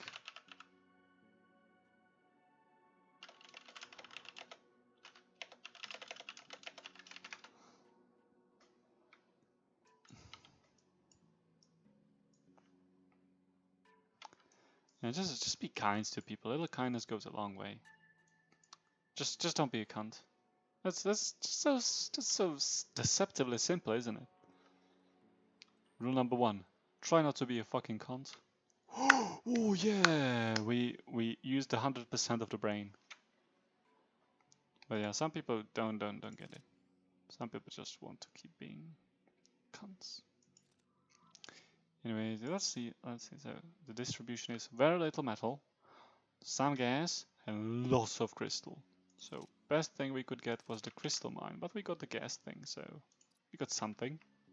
You go for something. We also don't have any crystal source right here. We got only heavy metal sources here, so we're gonna be kind of screwed. And that's where the resources come in. Yes, let's look at the resources now. Haha. So we're quite awfully stacked with other people here. No, it's not too bad. Yeah, we were gonna crash. That's a shame. What was I saying? Yeah, the resources. So if you look around, this should determine your path, the path you should take as well, right? You should adapt, overcome, whatever. And the thing is here that we don't have a single decent gas source crystal field until here. It's 1, 2, 3, 4. So at level 4 we'll be able to restart, and that's too late. We're never gonna reach this, and there's nothing else on the other side either. So we're just gonna mine lots of resources rather than specific resources. Pretty much because we need those. We need any resources, I guess. So we're gonna spam corvettes, obviously. Because we're idiots. Eventually, we're gonna get there. Until then, try to queue up. So we're planning to go offline. So next good step is to queue up stuff. Queue up things. Ooh, wow, genius, right? We're not gonna burn that card just yet. That's a waste. What we are going to do is we're gonna look at the event. How is it going? It's gonna be done in 20 minutes. Okay. And that even look at it. Let's look at this again. See, I see that it's gonna be done in 20 minutes. So in 20 minutes I should be back to set up another event. And this is how the game keeps you hooked. Terrible, terrible. Evil practices, right? Manipulation, addiction, reinforcements, whatever. Not great. Not great at all. So yeah, so I already did my bit about the starting sector balancing. It's absolutely terrible what I have here.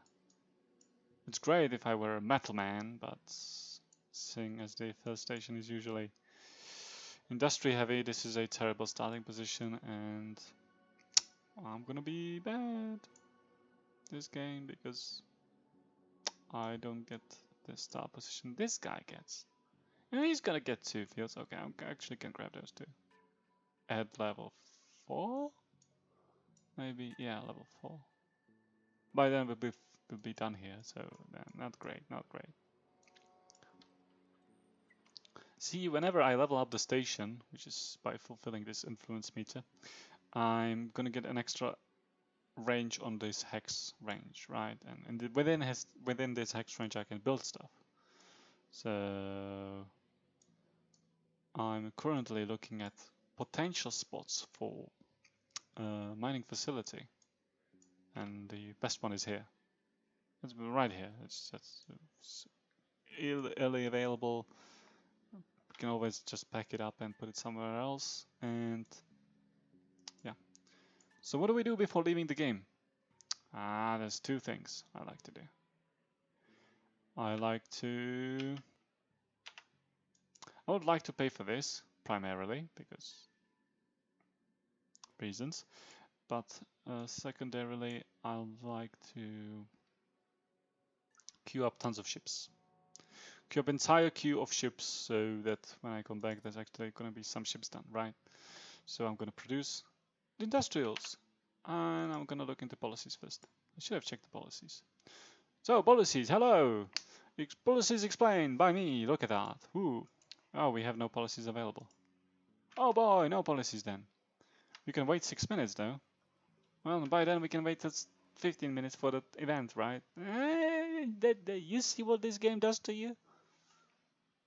Terrible things. Terrible, terrible damage. Okay, what were we doing? Yeah. So at level 2 we can place the crystal bonus policy. You can see we even have it leveled up to level 3. This makes it slightly stronger. Not too much, but tiny bit. It's a good, I think it's a good method to even out your specialization to level up policies to level 3. Because level 2 takes 4 hours and level 3 takes 24 hours. And level 4 takes a week. So that's too long. I don't need a 4th level bonus by waiting for a week. So I'm just gonna level 7 other policies, right? Or 6, okay. 6 other policies in a week rather than 1. Just for the sake, just for the heck of it. Haha. That's what I'm gonna do. Oh, support is being spammed. I hope someone is answering.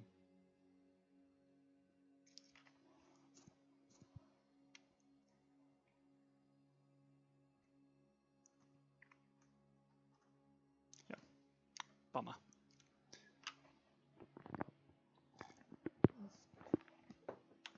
So what were we doing?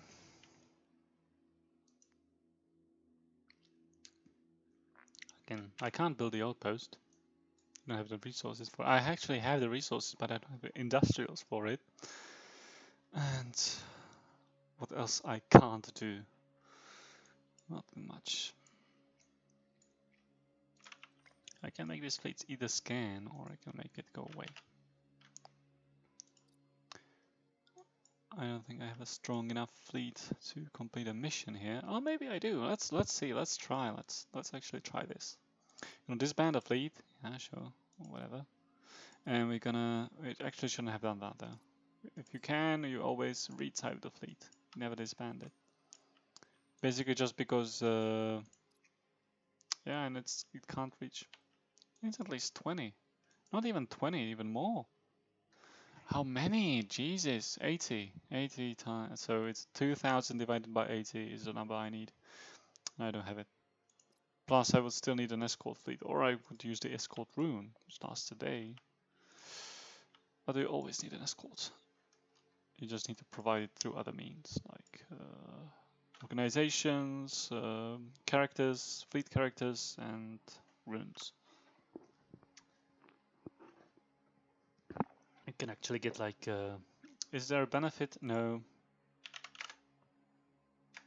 Unless there is a mission hint there.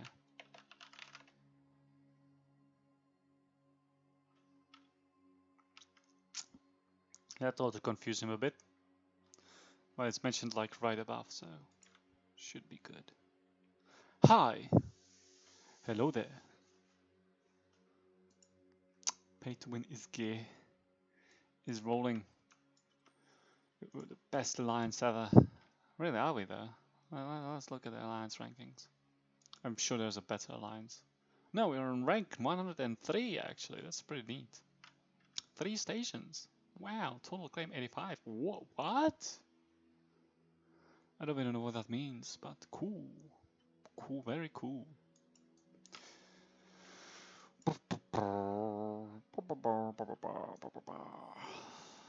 Boring. Is it boring? Is it just me or is it boring? Boring. I think it's kind of boring. You have the fleet returning. We can check how much. Insane values, insane gains are being repossessed by the solar fleet. And yes, that's pretty much what we can do here. Wasn't I waiting for 5 minutes for something? I don't remember. I don't remember anymore what I was waiting for. I know I'm waiting for this, but I don't remember what else am I waiting for. I don't. Okay, so since we can't use this fleet because we don't have enough firepower to accompany it, we can either wait 10 minutes for this fleet to return, or 1 minute and 30 seconds for these 2 fleets to return. And we can wait for them to return and then redistribute the forces slightly. I'm a genius. Hey, yeah, I figured it out. Gonna wait a minute.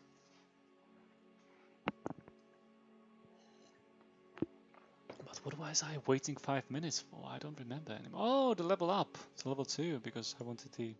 Yeah, it's hard to keep track of things here, especially if you're retarded. Like yours truly.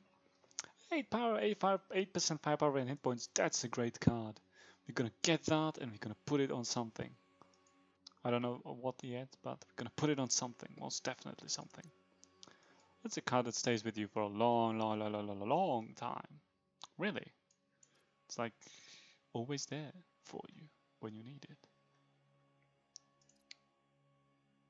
Because it's kind of a good card, you know, 8%. Yeah, it's 8%, so it's like 80. It's like one extra ship right now. Excellent. Oh, it's probably more though. But you know what I mean. You get what I'm talking about, right? And since we can't afford this, we can actually play something else in the queue, something shorter. How long are you? Yes, that's exactly what I was looking for. See, now we're at exactly 4 hours and 1 minute. Okay, so we can wait 1 minute and then play something else, something on top of that. Because we're going to be getting ships or sooner or later. And we have an achievement for level 2 on top of that. That's great stuff. Anyway, yeah, the fleet has returned. We can now double down the amount of ships here. And we can either grab that Marauder there again. We have cargo of 280, 288, which will mean how many resources we bring back, evenly distributed. It's not too bad, but it's not the industrial level of cargo. Or we can do another mission. I'm gonna do another mission. Probably. We're gonna do it through a very smart distribution technique. We're gonna try to minimize the amount of ships we're sending. Do this by cards and by the actual ships. Yep, 2007, look. Perfect. Perfection. Oh, it's like the real, you know, whatever. It's like the real meme. Like the real thing. Oh, it's still not good enough, so we're gonna use the scout fleet. Oh well, that's life for you. But we're not gonna go there, are we? No. That's too far away. Oh, that's funny. Quickly it goes back. Although we are going AFK, right? Intending to go AFK. So rather than go here, which will be done in 40 minutes, we're gonna go here, which is gonna be done in 40 minutes. Really, it's the same distance. Yes, it is the same distance. It's the triangle and I'm blind. Okay. Never mind then. Go ahead. My bad. Really, it's not easy for me to triangulate this distance. I'm not a very smart man. Life's tough. Okay, so back to it. We wanted to leave, right? We wanted to leave soon. So to leave effectively, you can actually leave the game effectively, is to make sure everything is going to be going while you're gone. So we're going to wait for that event. Another freaking 9 minutes, okay? Wait for that event and we're going to queue up stuff. Those are the two things you should do. You should make sure you're doing an event, your ships are doing something, and that you have a long and strong queue to work with. So another trick, when you're ordering ships in a bulk, you always have to have the amount of resources for the entire bulk. So I consider that bad if you want to produce ships all night long, because you will produce nothing, because you will not have the resources for the bulk. So instead, you use a spammy left button macro to just fill up the queue with with units of one ship for entirety of 12 hours. There you go. And that's how you make sure the hangar is actually doing things all along. Oh, look at that guy. He shopped for Zauk. You can see by that. We can see by that portrait. He bought a pay-to-win faction. Oh yes, pay-to-win factions. Let's look at those while we have time. Pay-to-win factions are the factions that are not the basic factions, right? Premium faction. Actually, even Combine is now considered premium faction still for some reason. Reasons unknown. And it should be because it's really great, honestly. So there's Zauk. Zauks are some badass assholes that just shoot stuff. So a super aggressive faction with lots of military policies. You can see that each faction is defined by its number of policies. So these premium factions are a little more hardcore, as they have more policies geared towards the focus, and lose one policy which is not in the focus. So Zauk has 3 military policies, which is a lot. That's really good for militaristic stuff. And did we change the policy actually? We forgot about that, didn't we? There you go. Plus 100 crystal in all my stations, just like that. Anyway, back to the state. Yeah, so Zauks are the raiding assholes. Really good actually, because they have the bonus speed and cargo while raiding for corvettes. I really don't understand. Yeah, I understand why they did it this way. See, originally it was probably on the ship design itself, but since it's for raids only, it's only here. And corvettes are great, right? Plunder increased by 20%, that's a really good stat. And bonus hit points while raiding. That's also great. Even if you're playing PvE, this is actually pretty good because you get bonus hit points. You raid a lot. PvE is all about raiding, right? Mostly. So that's Zauk. Those policies are strong when fighting, weak when economically developing because there's no industrial policy, but it's fine. Tianzhou, whatever that name is spelled like. These guys come with bonus spies, which is... The spies themselves are weak bonus, but the better spy reports are really good. Plus there's the counter espionage BS, which sounds really cool, but honestly, given how stupid the spy reports interface is, I'm not sure I could like make any benefits from that because damn, it's just so difficult to navigate. And if I get extra 5 spam reports every time someone messes up, I would be so annoyed. And there's also clandestine affairs, which makes station sabotage fix last longer, and they have some chance to mess things up a little bit. And there's the integrated justifies hostilities policy in the faction. So that's I don't know how often you sabotage buildings. I usually don't at all. So that's about how much. But the reduction of building hit points actually makes the sabotage worth it though. That's nice. That's almost scary. So sabotage is for 7.5 minutes, okay. And you get building hit points reduction, so you can actually use it in PvP reliably and reasonably for some good results before bombing. But otherwise, they have no economic benefits, and I don't know what they're good for. Yeah, they're good for sabotaging overall. 3 cons with double stealth, really cool stuff. But they suck. They really suck at everything else, and that's terrible. That's a real shame, honestly. I don't like that. It's overly specialized, not very good for growth. And there's the MPL, yeah, the favorite of everyone, the Mass Prosper League. I mean, they're kind of like slightly better combined, slightly different combined. So when Combine went with Industrials, Sun Gathering, and Augments, the MPL goes full industry, and it has the improved trading ports, with giving them double the range, but half the output.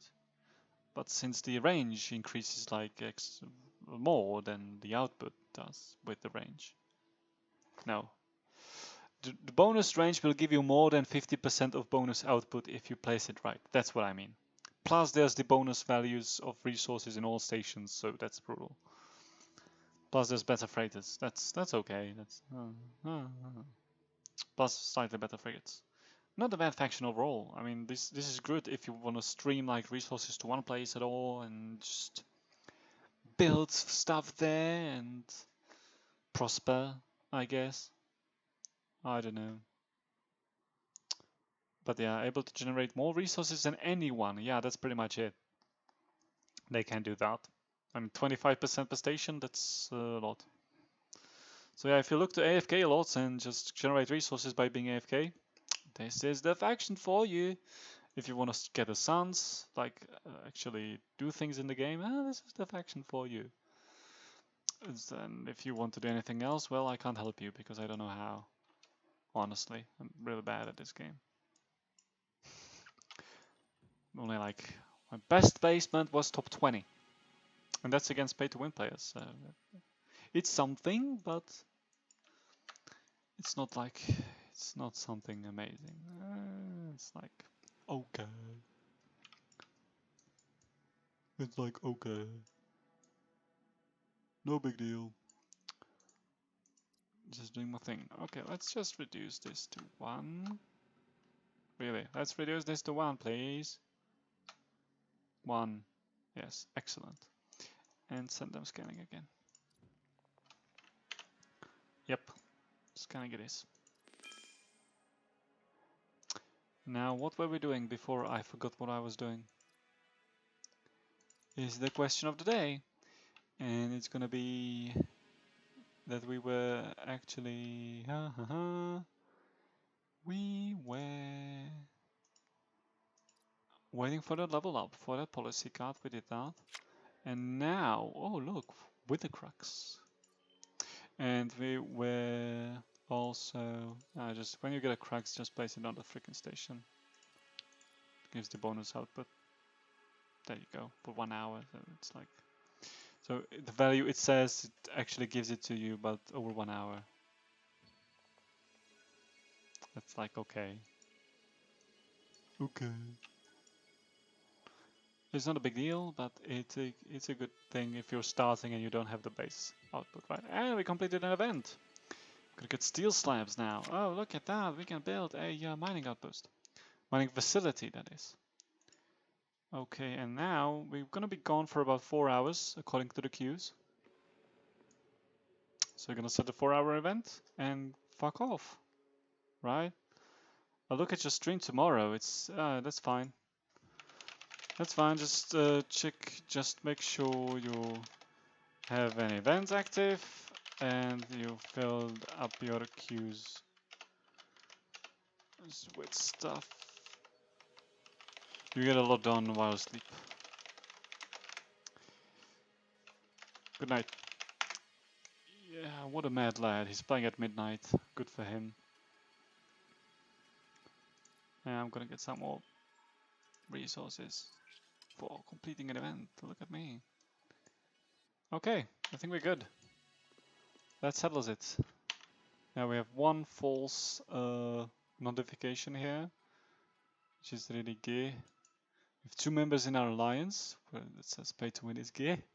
And yeah, that's about it. We can't use any more policies until level 5, and yeah, the speed bonus is not going to be good for now. We're gonna use a raiding bonus speed probably, but we don't have a fleet to raid with yet for another 48 minutes, so that's a bummer. So I'm gonna end the stream here. That was 2 hours of Starborne from start to finish. We didn't, yeah, we didn't. There was plenty of dull moments, but since we're explaining everything, it's actually not so bad. Okay, thanks for watching, and of course, like, subscribe, you know, blah blah blah blah blah. See ya.